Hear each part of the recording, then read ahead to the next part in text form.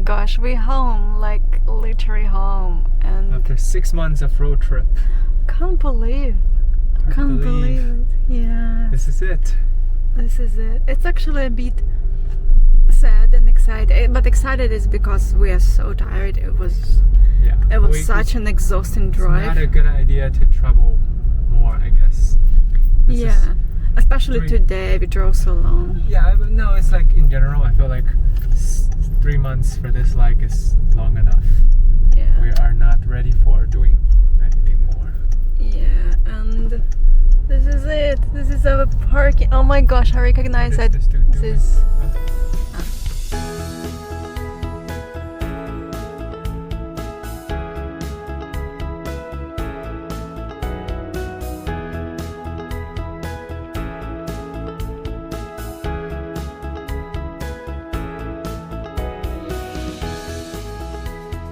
Hi everybody. Hey, how's it going?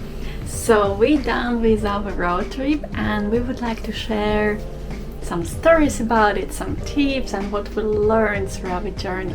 Yeah, it feels real that the road trip is over.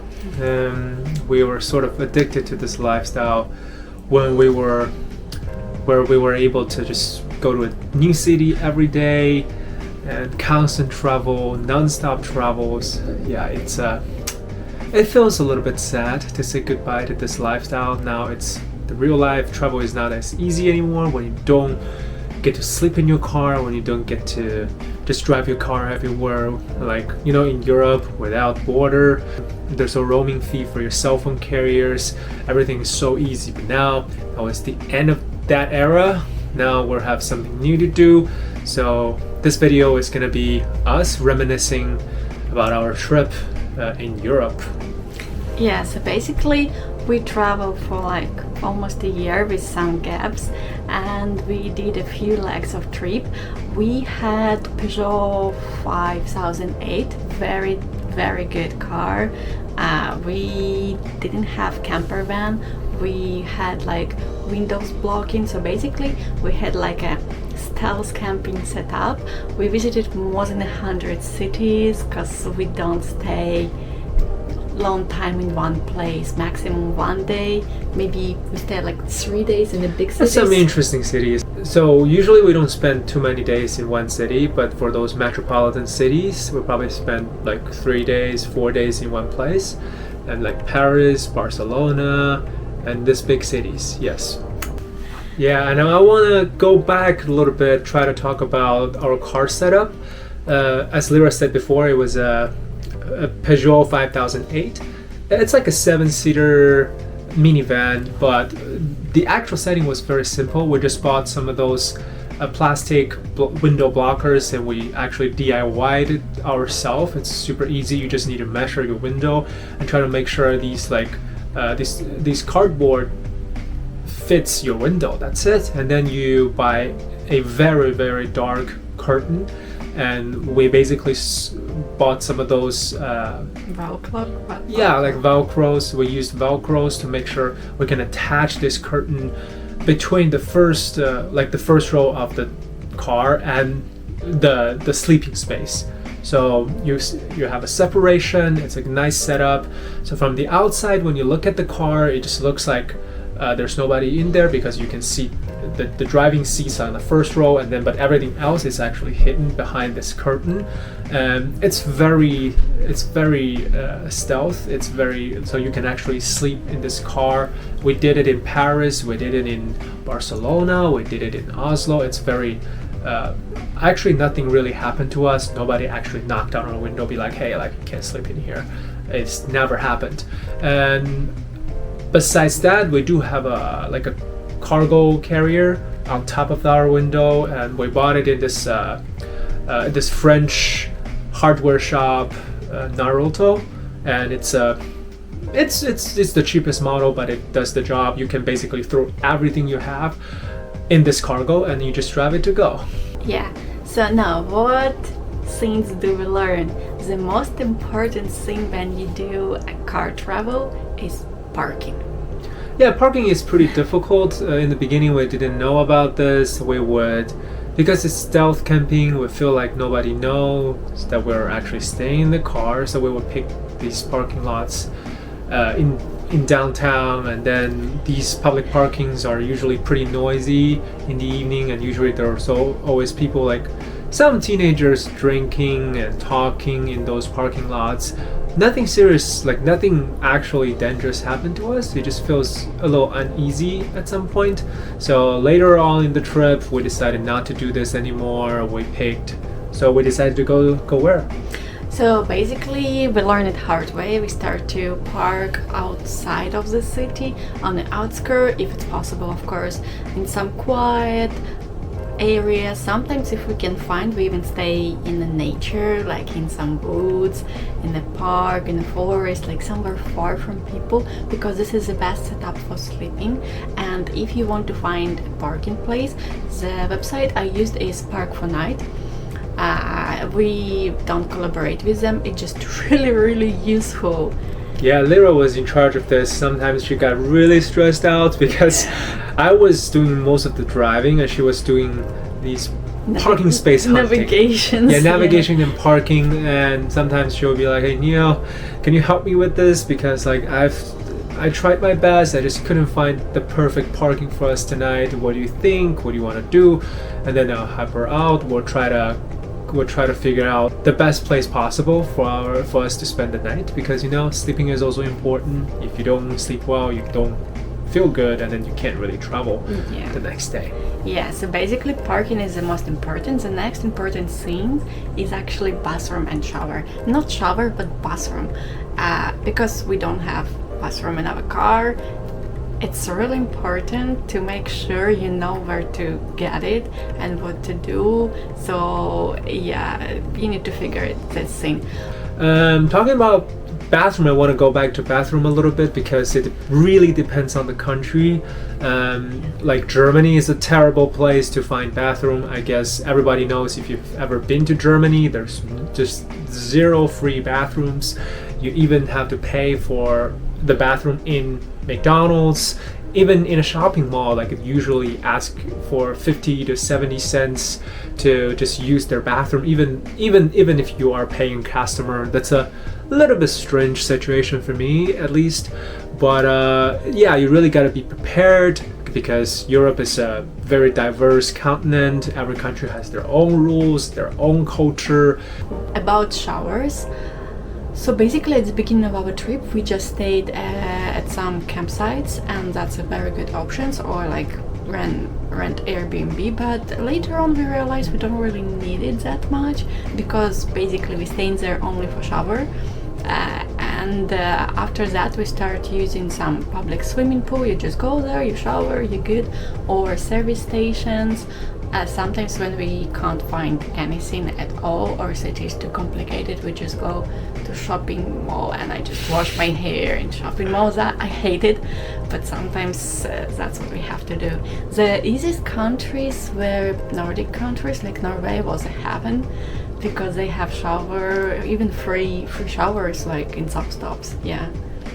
Yeah, Nordic countries are super easy, and Norway has the best facilities. Like Norway, Sweden, Finland. Finland in general is not as impressive as Norway when it comes to these kind of shower facilities. But Denmark also has pretty good infrastructures. You go to a gas station, you might pay a little bit. Very affordable. Then you can use the shower facilities at the gas station. It's very common. Basically, camping is popular in Nordic countries, and it's more culturally acceptable. But I heard if you drive to south, like in the Balkans, it's going to be a little bit more complicated. Also, there's some countries, through talking to other people, like Slovenia, for example, it's going to be very difficult for you to just find a public parking and just sleep in your car. You're going to have to find an actual campsite, because otherwise, because it's frowned upon, people don't like it. You need to be aware that in lots of countries, actually, like camper vans or car, sleeping in the car is actually prohibited. You can't do it, so you need to make sure you find a place that you actually okay. It's complicated, but I believe in you, you can do it. Okay, the next option is food. So as you know, if you watch our video, we are very frugal and budget travelers, so we don't really go eat out very often. We either cook, but if we can, because to install a stove and cooking gears, it's also require some special parking spot or like picnic places. So we do it time to time, but if we can't, we just go to grocery store and buy food that we could eat right away. Yeah, because we don't have a mini fridge in the car. That's also one of the things, right? So we actually do grocery probably once every other day, and we couldn't really buy these like we have to buy fresh vegetables, fresh meat if we really want to cook it. We can't really store it in our car. But that also makes our life easier because powering a mini fridge is really complicated. So we just do grocery more often. We will buy croissants, bread, and some ham, some cheese, and just make it ourselves in the car around like sunset time when we get back to the car, and then we'll prepare our dinner every day. And it's fresh, it's good, and I was happy with our diet actually. And I remember that time when we were traveling with Lyra's family, her mom and sister, they will help us cook. At that time we were camping in Norway, it was way easier, and we would go shopping, we would do grocery, and then we will cook real meal. We had those rice, those veggies. That's probably the best time when it comes to food situation, Yeah, right? I guess only when we travel with my family that we cook every day. Yeah. Usually we don't cook every day. Yeah, also McDonald's. We would go to McDonald's For a morning. lot. Like I like my morning coffee. If I can't get my coffee, I feel really grumpy. I don't like the way I start a day without a coffee. So we'll go to McDonald's, and we like Happy Meals, cheeseburgers. That's actually because also it's predictable. It doesn't matter where you are in Europe. You know, if you go to a McDonald's, you can get the same type of food. And by the way, McDonald's doesn't pay us. It's just personally, both of us like McDonald's a lot. Lyra is all about that cheeseburger. I'm all about that coffee. So and chicken nuggets. Yeah, we're not very healthy eaters, but we're okay with that. Also, the other thing is electricity. It's very important thing. Neo did lots of research about it, and he bought Jackery. The Jackery, yes. Jackery is like this American brand. It's specialized in camping, and you can actually buy one of those Jackery power station. It depends on where you are and your need. There are multiple plugs or like single plugs, but it's good to power your laptop, your phone, everything you need in the car, and that's actually a life-saving device for us. Without the Jackery, this trip wouldn't be possible.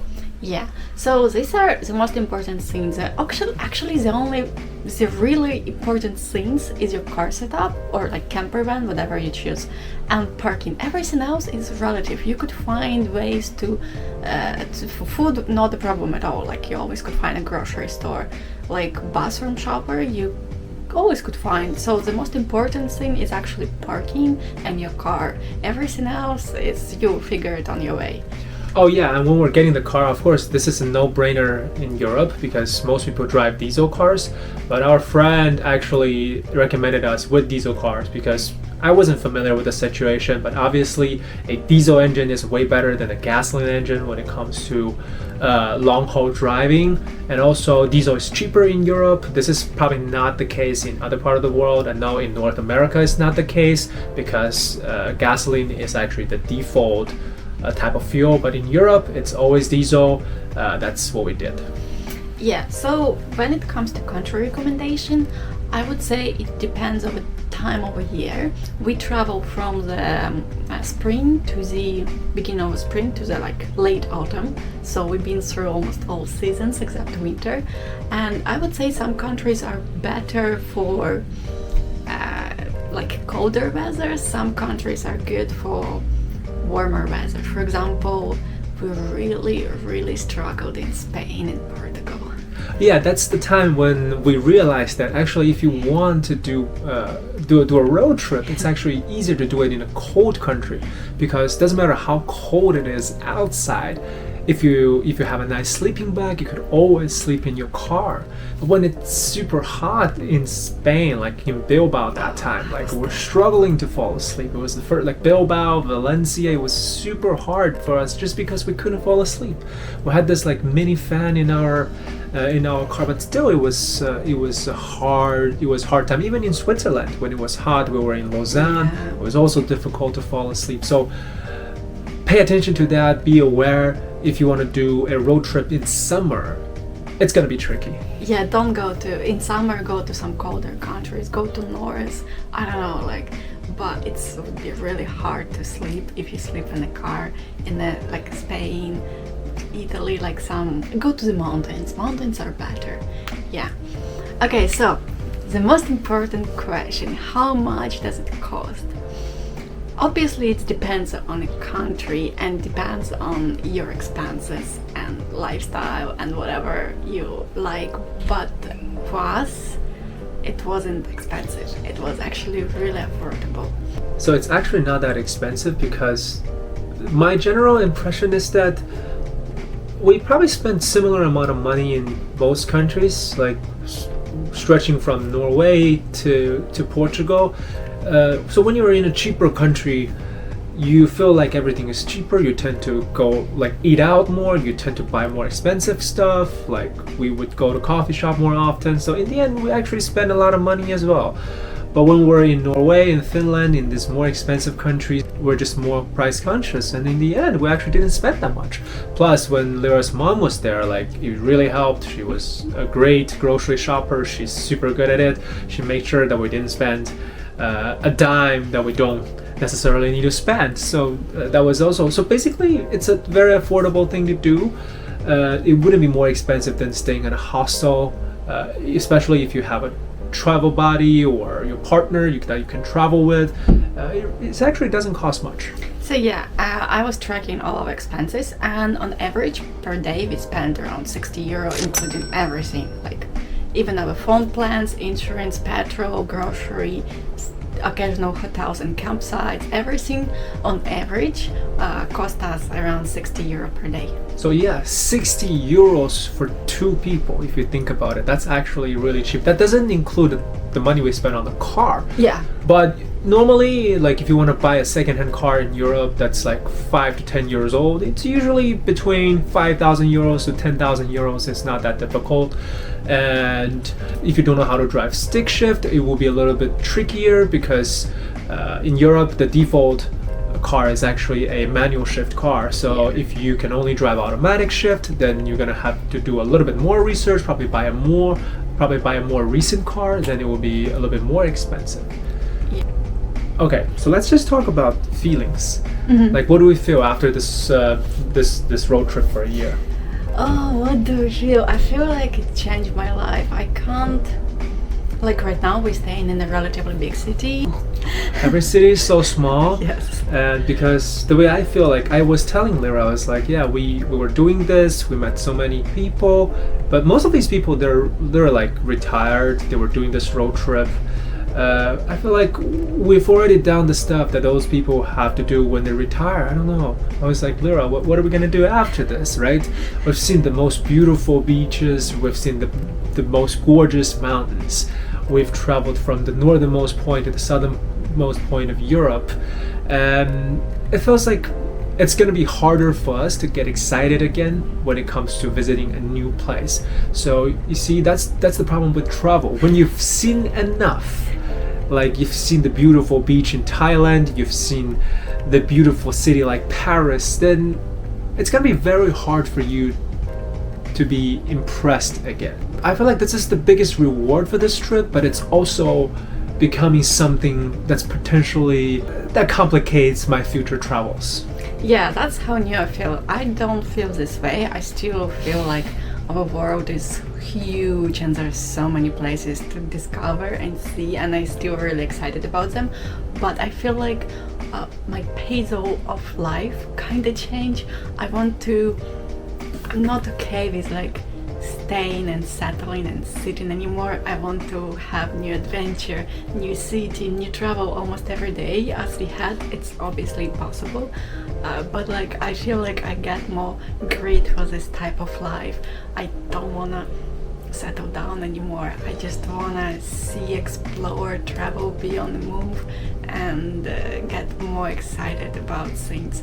So that's downside for me, because coming back to normal life is actually very, very hard. Yeah, it's hard to be normal again once you've been living like a hipster, like a bohemian person. That's definitely, I feel the same. So, and also the last thing that I probably want to mention, because you travel for a pretty long time with each other, that's very important to take care of each other and make sure you both feel good and safe, and if you have any problem, communicate and fight the problem, not each other. And if one of you feeling low, just try to support and help and always be there for each other, because it's pretty mentally challenging. Yeah, especially if you're living with the same person in a very small space, you don't have any time apart. You really need to be taking care of each other and be really understanding, loving, and want to do those things. Yeah, I definitely agree with Lyra. Apparently you can't really do this with everybody. Your personality have to match, and you have to be able to spend a lot of time with each other. Lyra has been doing a really good job in terms of like supporting me emotionally, because I get anxious, I get paranoid all the time. So when I was traveling, like, yeah, she was generally a very positive person, so that's also very important. You have to be able to handle each other to do these kind of trip. Yeah. But all in all, it was a great adventure, great experience. We were really grateful to be able to do this in our late 20s. I feel like we're privileged, but we're also, well, according to Lyra, we were also like, it's an easy thing to do, but we just have to make up your mind and do it. Not everybody could gather the courage, not everybody could just give up everything that they have just to go on a trip like that. That's my advice. If you really want to do this, just don't think twice, just do it. Yeah, and you always keep talking, oh, we're privileged that we can do this. I don't think we're privileged. We work really hard to save up money, then we basically give up our stability, everything that we possibly could work for. We spend all of our savings for this trip. I don't think we're privileged, we just consciously make this choice. Yes, I understand not all people can make this choice, but actually it's really not that expensive if we're talking about money. It's all about your desires. We don't desire stability, we never want it, so it was very easy for us to give up it. But for some people who wants family, kids, house, that's probably will be harder. For us, it was pretty easy. Yeah, I feel like what I want to say, it's just if you want to do it, find the right person and do it as early as possible, because you don't need to wait. You don't need to wait, and you're not, before you realize that, you're already old. So just do it.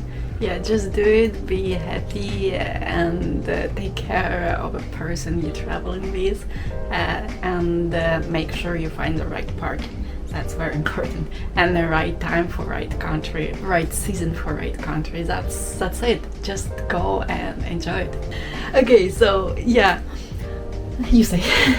So our next adventure will be Southeast Asia. We're gonna be traveling. We're gonna be spending a lot of time over there, and it's gonna be warm. It's gonna be nice. You're gonna see a lot of nature, a lot of beach, a lot of ocean. We're gonna do diving, all of these kind of things. So stay tuned. And if you like this video, don't forget to like and subscribe. We're still trying to grow this channel, and we're really happy to share all of these things with you guys. And if you have any other questions, just leave it in the comment. And by the way, we have our friend Unicorn from the road trip, and yes, it traveled with us all the way, and it will be traveling with us all the way. Yes, I feel like this unicorn been to more places than some of my the other unicorns. Than some of my family members. So yeah, this is our little Lucky Charm. Talisman. Yeah, talisman, Lucky Charm. Yeah. Yes. Again, like and subscribe our video. We feel really lucky to be able to share this journey with you guys. Stay tuned for Southeast Asia.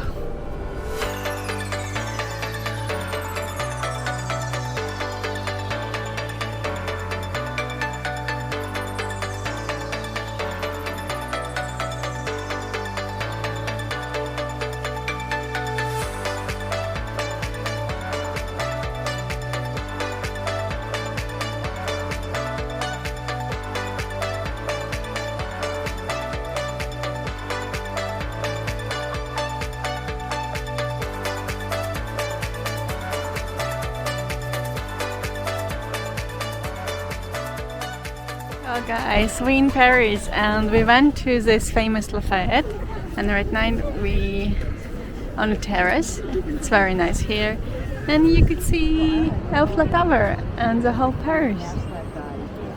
Really nice. And Neo, you can see Neo. Come here. You never been here, right? On the No. terrace. First time. Yeah, we didn't plan to come here, but I saw the sign that leads to terrace and I was like, oh, let's go check it out. But yeah, this is Very cool. Paris. We're gonna stay here for like weekends and yeah, Yeah. and then we're gone. Enjoying Paris. And we're gone.